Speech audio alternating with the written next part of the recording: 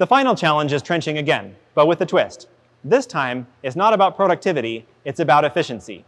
The goal is for both excavators to dig the same length of trench in the 30 minutes, and the one that burns the least fuel wins.